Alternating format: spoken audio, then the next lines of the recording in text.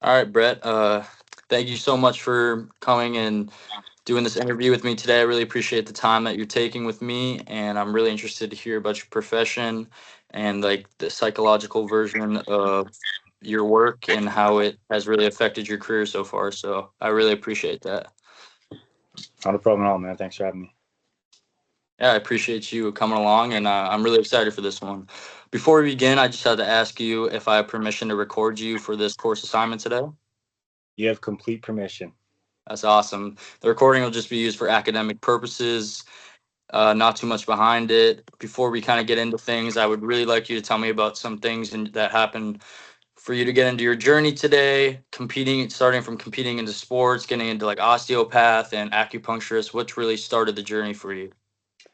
Honestly, as a kid, you're gonna find this funny, but one of my mom's friends called me fat when I was a young kid, and from there on out, I became just addicted to any type of physical fitness, running. I was a top five track athlete in high school for hurdles, and I played basically every sport growing up. Always interested. I raced go karts, dirt bikes, ran track at a high level, raced sailboats, played hockey to high level as well.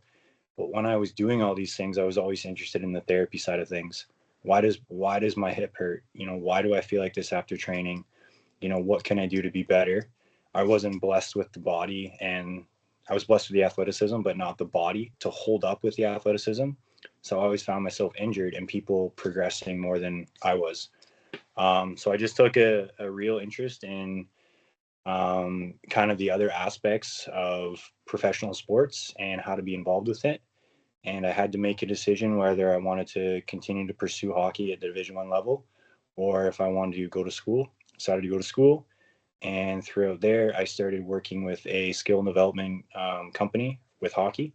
So we did anywhere from NHL players to 4 year olds, and it was across the board. And we got to learn. I got to learn and be a part of how young kids are being developed differently too, and how if you understand how systems work with people in regards to the body and how it changes, you can really have an impact on not only the physical health but their mental health leading forward as they develop into more of an athlete and more of an adult, so to speak.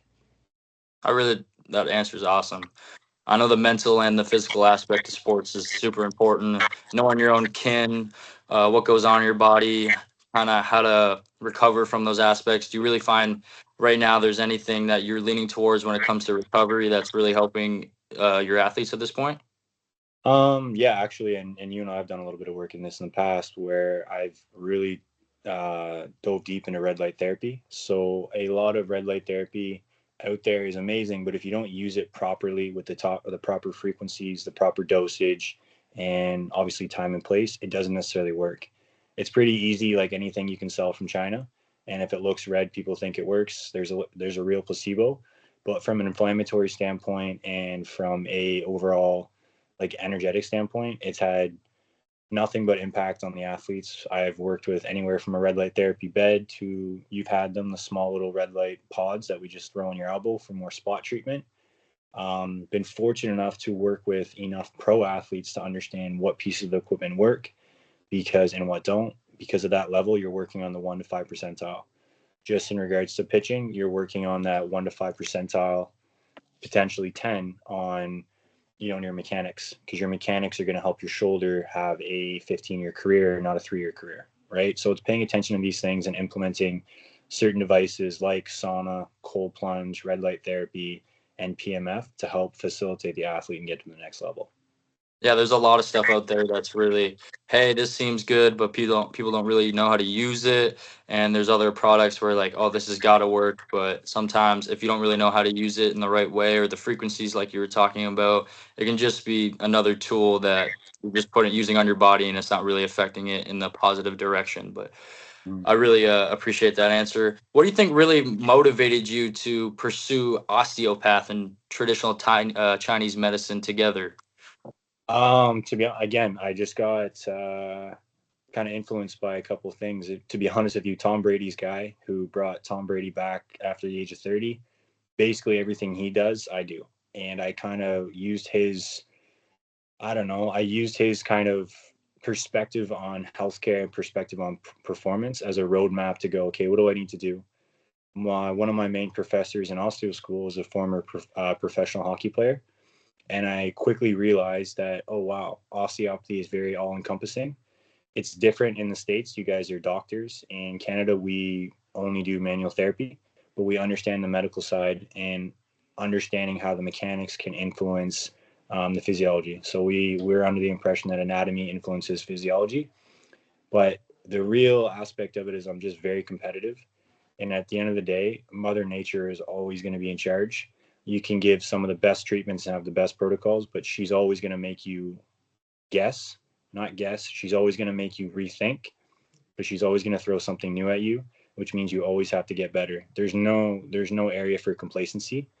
And I'm the type of guy that I'm probably going to be working till I'm 90 just because I don't know how to shut off. So I found myself a career that I didn't have to shut off, and by not shutting off, it makes me better as a practitioner, which indirectly allows me to help more people. So I think that's kind of a cool flex if you ask me. Yeah, I mean, allowing to practice on your craft as much as you can is super important. Really getting down to the aspect of using these two approaches at the same time, finding what best works for all athletes and specific athletes. Really cool transition into things. I really liked, even when I work with you sometimes, with the acupuncture, learning how it opens different channels and stuff like that. It's really interesting to me to see the effects that it has on my body, and by me using it over time and really seeing, hey, this is something that I need to do for a Mhm. long time if I really want to keep my body in check. And not So just that, Carter. Sorry to cut you off, but the style too, because you're very comparable to say, because I work with some UFC fighters as well. When you're on the mound, you're a junkyard dog. You're trying to murder people on that mound. That's no different than a boxer, an MMA athlete, anything like that. But that is different than a hockey player. That is different than a soccer player. So you're actually now treating the nervous system to treat the body as well. Because you guys are so wound up in a different way, your nervous system gets wound up as well. There's a cascade of physiological responses that can have throughout the body. All the stress hormones and everything dumped when you go through those settings have different impacts on the body. Playing the Super Bowl is different than playing a preseason game. You're automatically 10 times the athlete you already were because of the energy that you're around and because of the task at hand. So those are factors we also take into play. And when you use all these modalities, pieces of equipment and styles, you treat every athlete different. Obviously, you treat them for the individual who they are as a person, but what's their sport? What's the rhythms of the sport? What's the mechanics of the sport? And what kind of stress does that place upon the mind? And then you go from there. And again, Tom Brady's another example. That's what really changed his game first is he understood the mind, but he had to take care of the mind differently than a wide receiver did, than an O lineman did or a D lineman. As soon as he understand that, his preparation was everything, and that's all you do. And as soon as I understand the preparation, I understand, okay, I can help these guys doing this, or I can add in this, or I can recommend this, and then I can educate you more to make better decisions for yourself when I'm not there. Which, I mean, that's the whole idea, right? Just to grow together, to learn together, so you can be on the mountain and be like, you know what, my shoulder feels this way. I think I need to do this, but I felt it before. I'm safe. I can continue to pitch. yeah, I really like that because today I was really talking with a psychological coach, and he was talking about why do people not train in baseball, the mental aspect of the game. It's 60 to 70, 80% of the game is mental. And why are people not training it? We're talking about the preparation for the game, the Yeah. visualization, why people really feel that training the physical aspect of the game is more important than the mental aspect of the game. And Mhm. the way that you go about your business in the way of competitiveness and competing, not just for yourself but for your athletes, is super important, and making sure that they're always at top form. And that's Mhm. awesome. What kind of specific skills or personal qualities do you feel like are most important for your field of success? That's probably the biggest one because what I've come to realize, and for the rest of the class or for your professor, whoever it is, Carter knows my story a little bit more, but I've traveled around with some UFC athletes, which are completely different than any other athletes that I've worked with. And every athlete is different. As a therapist, you have to kind of conform to it. I'm not a family practitioner, as in, I don't want to come in here and just smile. I'm in here getting after it with you. Carter, you obviously know that. I'm in there putting in the work with you. all the athletes that I work with too. I'll go out and I'll spar. I lived in Thailand for a month with some athletes as well, doing martial arts. Every morning I was up there and I was in the game just like they were. I had to conserve my energy so that I could do my job when it was time to do my job. But I made sure that I was in the fight just as much as they are. That's with athletes. In regards to average people, the 80-year-old person with facial paralysis, I make sure that, hey, if she's looking for a red light device, I can help her out by getting it at a good price.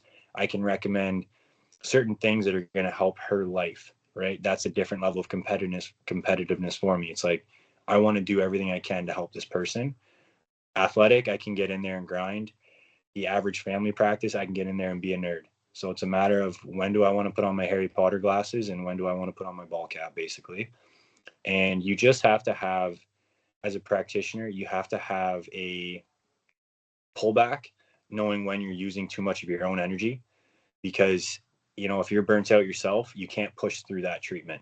You can't. You have to be mentally sharp all the time. Yeah, you can have your nicks and your scrapes here and there, but you have to be mentally sharp. And if you're not mentally sharp, you're doing a disservice to your patient, and that's not good. So it's a matter of finding a good balance in all of the energies that you go through. Again, like I said, athletes pulls a lot more energy. The average person doesn't pull a lot of energy, but I'll tell you one thing: when they start talking about politics and finances and life stuff, that's a different energy you got to deal with.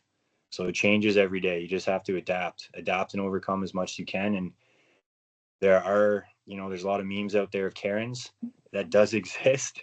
And you have to have a system, a little bit of a swagger system on how to get them out of your office by being polite, but also being direct. So it's challenging, and I am younger. I am younger in the profession, so I'm learning day by day. And I've shot myself in the foot a couple times by saying some things that I shouldn't have said or doing some things that I shouldn't have done. But that's just how you learn. Inexperience, no different than, again, than a young athlete, a young professor, anybody in their craft. You just have to be aware and just correct the mistakes when you make them. That's awesome, because I was just going to ask you the question of how you kind of go through your everyday clients and your high level athletes, how you kind of go between those two. But you answered that question, so that's awesome within that last question. And I really appreciate that. I just really have a couple more questions to ask you before we kind of end it here. For me, I really want to know, has there been any professional challenges that, or professional figures that you've worked with or faced that's really impacted you at this point? Yeah, actually, we can talk about the one, you know her as well. You've met her a couple of times, Jasmine. Mm-hmm. Jasmine's top 5 in the UFC right now. She just fought last weekend and lost. If she would have won, she would have fought for the title. Now, it wasn't she got knocked out, but it wasn't an actual knockout. She got caught with a lucky shot on the jaw that any other day doesn't put her out. It's just a matter of it happened in the first minute. She got clipped with something that came out of nowhere, and the other girl had her eyes closed. It happens. She's really opened up my eyes in regards to work ethic. She started martial arts at 26. She's now one of the top in the world at 36. She just took a skill that most people take their whole lifetime to perfect, and she condensed it in 10 years. The drive that she has, the professionalism that she has, and the discipline that she has taught me a lot. But I also feed off her energy, right? So she comes in, she's having a bad training day. I got to make sure that she's coming up, but she'll come in and she'll support me as well. She'll have good training days, and we make sure that we ride with that as well. She has good camps. We make sure we ride with that as well. I've been with her last 4 camps. She's the one that I was in Thailand with. Yeah. And she really opened up my eyes to the other side. I'm a hockey guy, knew nothing about martial arts, and she basically dragged me around everywhere and said, "Hey, learn about martial arts so that we can be better." Her and I have a Awesome. handshake deal where it's like, "Hey, I'll do whatever I got to do to get you the title, as long as you do whatever you got to do to get to the title." But, not to pump your own tires, but a guy like you, I didn't know much about baseball.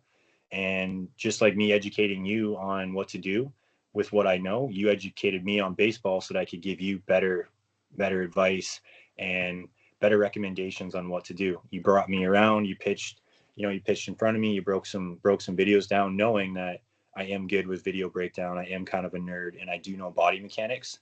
So once I know from an actual professional what they're feeling, what they're going through, I'm able to give you better advice. So I'm better, right? And that's what I mean about a practitioner. You always got to be willing to learn, whether it's different sport, different disease processes, or different ethnicities is another one.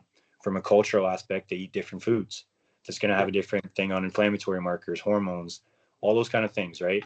So I can use you and Jasmine just recently because you guys, you just left for school, but you and I worked pretty heavily together during the summer. You opened up my eyes to some things, and hey, now I'm building a recovery center with the facility that you opened up for me. So Yep. we have that. Now I had connections with some different doctors because of Jasmine, different bits of knowledge, different connections, and just two athletes that have helped me kind of grow professionally and get my foot in the door in a city that I'm not from. So you can say you appreciate me all you want, but I appreciate you too, brother. Thank you. Just before we wrap it up, we're running out of time here. What kind of advice do you have for students or young professionals who want to get into your kind of sports rehabilitation or manual therapy? Is there anything that I can maybe give me a 1 or 2 word kind of thing before we end this off? Excuse my language. Be willing to eat shit. Go out Yeah. there. Okay. I feel you. Yeah, get as many mentors as you can. Don't complain about working 12-hour days. Don't complain about changing the garbage, mopping the floor. All those little intangibles are teaching you on how to become a professional. Take take as much as you can by learning from other people and go from there. You are a therapist, you are a doctor, you are an absolute nobody until you're the age of 35 because you have a minimum of 10 years of school and then a minimum of 5 years of putting everything you learned in school into practice. And if you make it that far, then create your own practice and start all over again. Grab another young guy, train them up, and go forward. That's it. That's awesome. Find Thank you. people, go from there. Before we kind of wrap up, do you have any questions for me before we How do leave? I'm enjoying myself for sure. Yeah, mix Uh, in it if you can. I will. I really appreciate the time that you took today with me, Brett, and we'll stay in touch for sure at the end of the day and just stay motivated, stay hungry. I really appreciate you taking that time. I'm sad to kind of see it go and wrap up this call, but I really appreciate your time and I had a great one. All good, man. Go get me a championship, eh? I will. Thank you. Bye now. All right.